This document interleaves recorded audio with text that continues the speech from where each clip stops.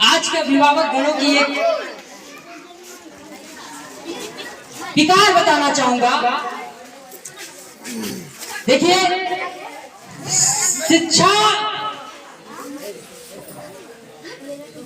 के बिना आज तो ठीक है, बड़े बुजुर्गों को चाहे उन लोगों को कुछ सम्मान मिल जाता है जो अनपढ़ गवार हैं, लेकिन आने वाले समय में जो अशिक्षित होंगे उनके साथ जानवरों की तरह बर्ताव होगा। आने वाला समय बहुत विकट है। अगर आपका परिवार, आपका घर शिक्षित नहीं है तो आपको समाज में कीड़े मकोड़ों की तरह सम्मान, इज्जत और बर्ताव किया जाएगा।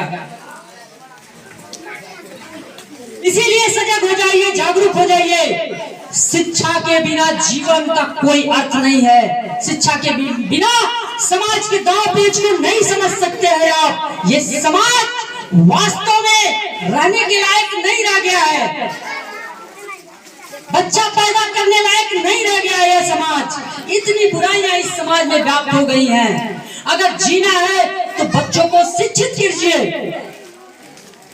परंतु मैंने देखा है कि आज के समय में लोग जब भी शिक्षा की बात आती है, शिक्षा के संबंध में खर्च करने की बात आती है, तो लोग गरीब होने का ऐसा नाटक करने लगते हैं कि पूछिए ही मत। लोग मुर्गा, मांस, इन इत्यादि चीजों को खाने में, इस्तेमाल करने में तनिक भी घबराएंगे नहीं, लेकिन बच्चे को फीस देना होता है, बच्चे के लिए कपड़े खरीदना होता है, बच्चे के लिए कॉपी किताब खरीदना होता है, बच्चे के ऊपर शिक्षा से संबंधित पैसे खर्च करने की बात आती है तो वो 100 बार सोचते हैं पैसा निकाल करके देने में। ये आज के हमारे समाज का कड़वा सत्य है। और चिल्लाएंगे कि पढ़ नहीं रहा है, घूम रहा है, ये कर रहा है, वो कर रहा है। कल अपने अंदर ये सपने सजा के रखेंगे, इसको ये बनाएंगे, वो बनाएंगे, हाई बने, डॉक्टर बने, इंजीनियर बने। लेकिन सच्चाई ये है कि ये सब ऐसे नहीं होता है। शिक्षा के लिए कीमत चुकानी पड़ती है, जो सदियों तक के लिए सत्य है, सदियों से अटल सत्य, इतिहास इसका साक्षी है कि शिक्षा की कीमत चुकानी पड़ती है। जो आप लोग जानते ही होंगे कि एकलव्य ने भी शिक्षा पाया था तो अपना अंगूठा दे करके उसकी कीमत चुकाई थी, तब जाकर के उसका शिक्षा सिद्ध माना गया था। और बड़ी बात मैं ये बताना चाहूंगा आप लोगों को कि हमारा तो इतिहास रहा है, गरीबों का इतिहास रहा है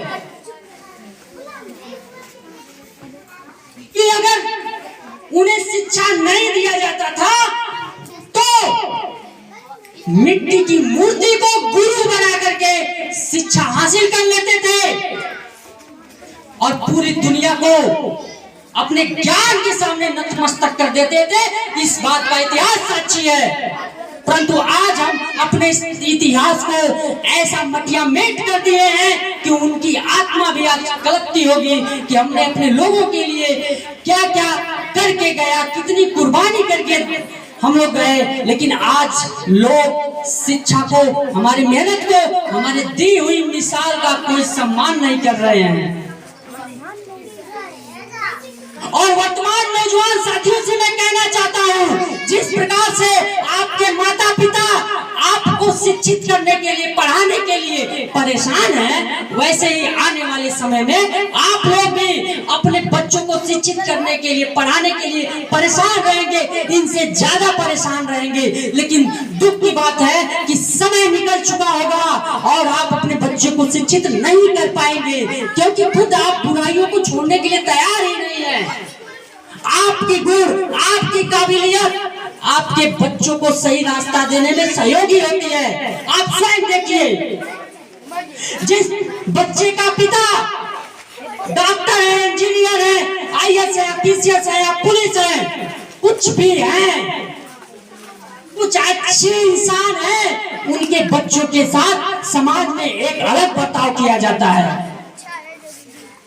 और आपका अगर जो अभिभावक, जिस बच्चे का अभिभावक नशा के शिकार है,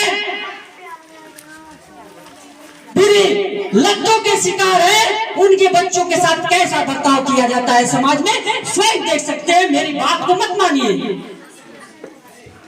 आपकी पर्सनालिटी, समाज में आपका पकड़, समाज में आपका सम्मान, आपके बच्चों के विकास में बहुत ही सहयोगी होता है। आप चाहते हैं कि आप अपने जीवन में हर बुराई को कर दीजिए और सारी बुराइयों को करने के बाद अपने आप को सुधारिए, और उसके बाद आप अपने बच्चे से उम्मीद रखते हैं कि इंजीनियर बन जाए, डॉक्टर बन जाए, IAS बन जाए, संत महात्मा बन जाए। ये कहां संभव है महाराज? ये कहां संभव है? सर्वप्रथम बच्चे तो कच्चे घड़े के समान होते हैं। बच्चे कच्चे घड़े के समान होते हैं। बच्चों का प्रथम पाठशाला परिवार होता है। परिवार से उनको संस्कार नहीं मिलेगा तो स्कूल में संस्कार मिल जाएगा, स्कूल में उनको ज्ञान मिल जाएगा। बच्चों का पूरा ये समाज पाठशाला है। स्कूल, घर, चौराहा, हर जगह से बच्चे कुछ न कुछ सीखते हैं। हर आयोजन, हर कार्यक्रम, हर त्योहार से जो भी चीजें निकल करके आती हैं, उन चीजों से बच्चे सीखते हैं। आज हम होली के दिन हुड़दंग करते हैं, तुच्छ ही काम करते हैं, उस चीज को देख करके बच्चे सीखते हैं। वो भी अपने आने वाले जीवन में अपना वही सब करेंगे। शादी विवाह में हम अश्लील हरकतें करते हैं, डीजे पर फालतू का कार्य करते हैं, उन सब चीजों से बच्चे देख के सीखते हैं। परिवार में आपसी कलह है, झगड़ा है, आपस में ही गाली गलौज कर रहे हैं, उन स्थितियों को देख करके बच्चे सीखते हैं। और आप कहेंगे, स्कूल में चिल्लाएंगे कि पढ़ नहीं रहा है, इसको ये नहीं आ रहा है, हमको गाली दे रहा है, दूध नहीं पी रहा है, हाई नहीं कर रहा है, ये क्या है?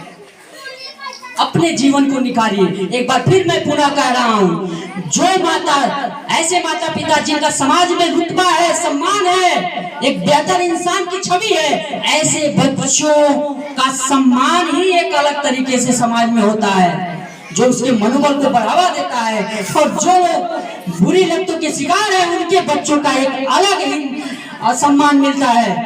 इस प्रकार से बच्चों का उत्थान के लिए आप लोग जागरूक होइए, अन्यथा ये चिल्लाना बंद कर दीजिए कि हम गरीब हैं, हम अशिक्षित हैं, थाने में हमारा कोई सुन नहीं रहा है, ये नहीं हो रहा है, गरीबों का कोई सुनवाई नहीं है, ये सब चिल्लाना बंद कर दीजिए।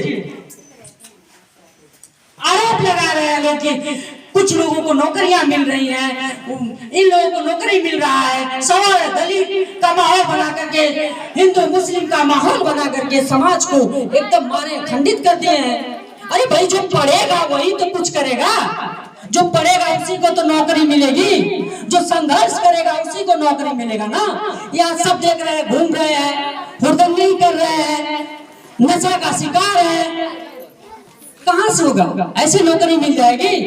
अच्छे ऐसे अच्छे पद आपको मिल जाएंगे? समझ जाइए, जागरूक बनिए। हर बच्चे का स्वभाव है, मैंने प्राय समाज में देखा है, बच्चे जब तक छोटे हैं, तब तक माता पिता की बात थोड़ी बहुत सुन सकते हैं, और सुन रहे हैं, मान रहे हैं, मान सकते हैं।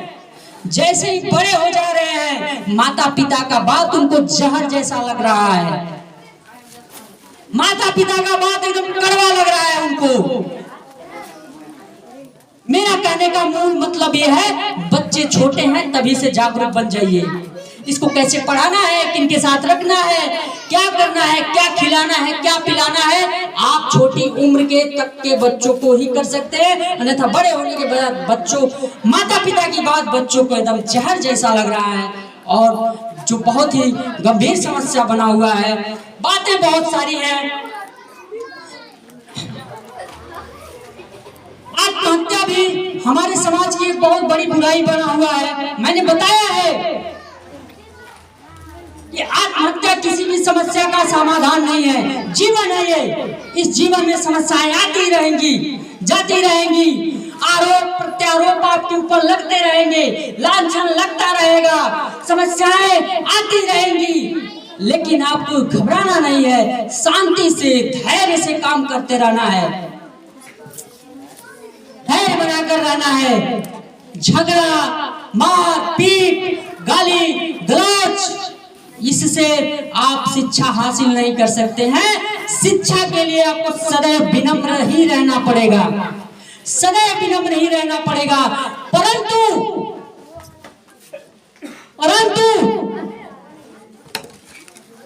आज के समय में एक बहुत बड़ी बुराई है, किसी को एक गाली नहीं बर्दाश्त हो रही है। अगर कोई किसी को एक गाली दे रहा है, उसको एक बर्दाश्त ही नहीं हो रहा है, तुरंत झगड़ा मारपीट का माहौल बन जा रहा है। आप इन चीजों से बचिए।